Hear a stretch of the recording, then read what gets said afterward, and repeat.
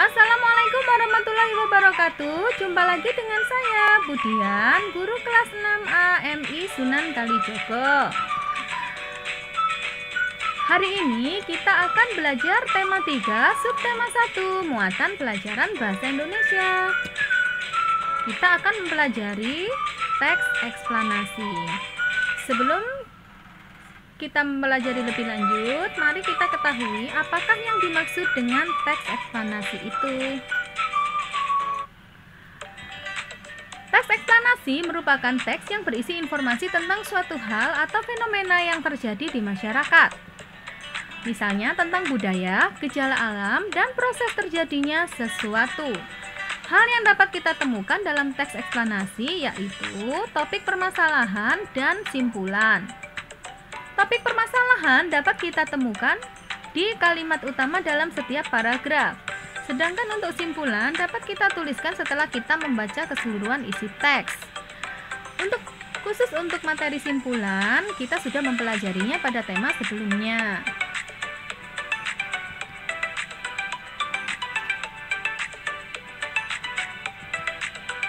Menemukan informasi dari teks eksplanasi dapat menggunakan kata tanya apa, siapa, di mana, kapan, mengapa, dan bagaimana.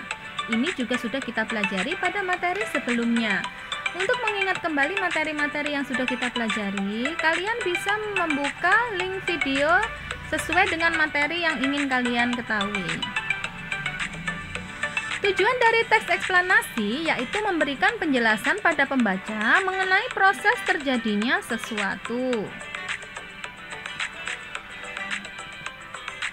Struktur teks eksplanasi ada 3, yaitu 1.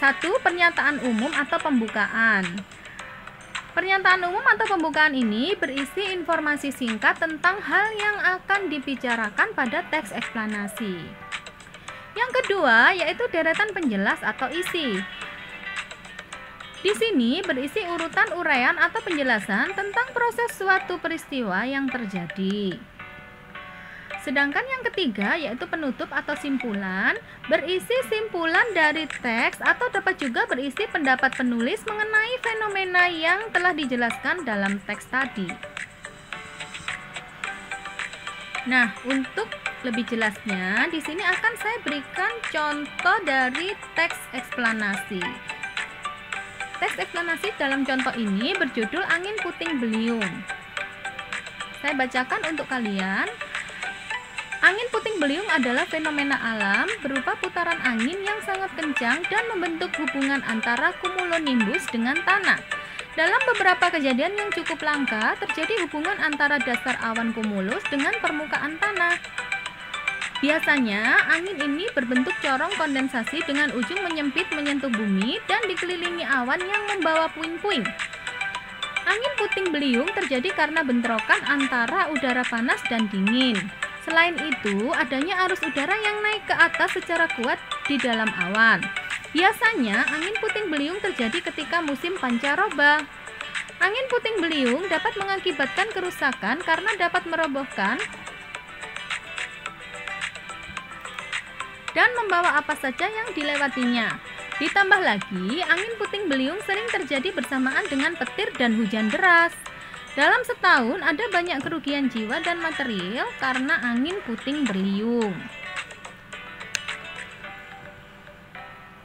Nah, untuk memahami lebih jelas dari teks eksplanasi tersebut, memahami struktur dari teks eksplanasi tersebut, maka di sini dapat kita petakan pernyataan umum atau pembukaan. Bagian pertama dari struktur teks eksplanasi yang tadi ya, yang sudah saya jelaskan sebelumnya, yaitu pernyataan umum atau pembukaan. Di sini terdapat pada paragraf pertama menjelaskan tentang hal yang akan kita bicarakan pada teks eksplanasi.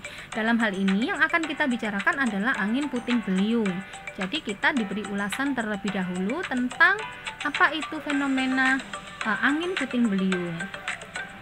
Kemudian yang kedua adalah deretan penjelas atau isi. Terdapat pada paragraf kedua. Di sini akan dijelaskan apa yang dimaksud dengan angin puting beliung. Sedangkan untuk Struktur yang ketiga yaitu simpulan atau penutup. Pada teks eksplanasi terdapat pada paragraf ketiga. Di sini dijelaskan atau dituliskan kesimpulan yang diambil dari teks eksplanasi yang sudah disajikan.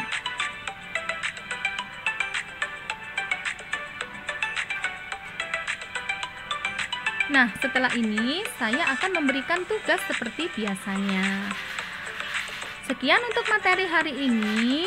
Sampai jumpa di kesempatan berikutnya. Terima kasih dan wassalamualaikum warahmatullahi wabarakatuh.